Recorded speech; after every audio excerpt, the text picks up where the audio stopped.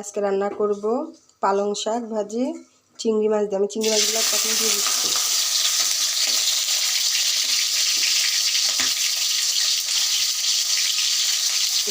লাল লাল করে ভেজে নেব। এখন আমি দিয়ে দিব পেঁয়াজ রসুন কাঁচামরিচ। আমি পালং শাকের চাপ দিয়ে পানি ফেলবো না, আমি একদম ডাইরেক্ট বসে, আমি কোনো শাকের পানি ফেলি না, কারণ আমি ঢাকনাও দিই না। এখন দিয়ে দিব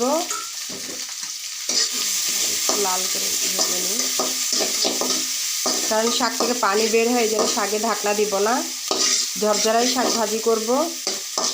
আর পানি শাক সিদ্ধ করে পানিটা ফেলে দিলে ভিটামিন থাকে না, এই জন্য আমি একদম এভাবেই রান্না করি।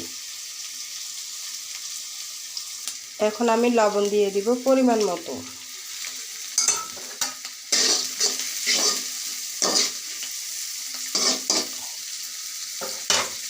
শাকটা একটু হয়ে আসলে আমি চুলাটা কমিয়ে দেব। শাকে ঢাকনা ব্যবহার করা যাবে না, করলে পানি উঠে যাবে। হতে থাকে।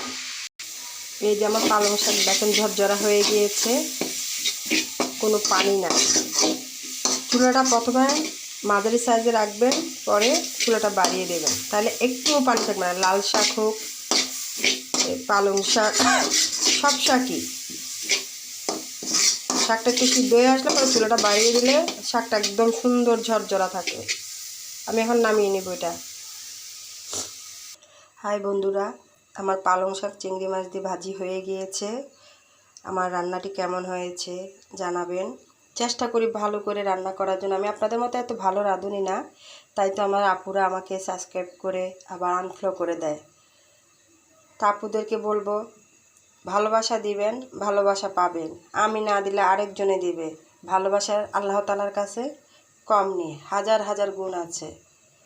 আমরা আল্লাহর পথে চলবো, সত্যের পথে চলবো, ইনশাল্লাহ একদিন আমরা সবাই এগিয়ে যাব।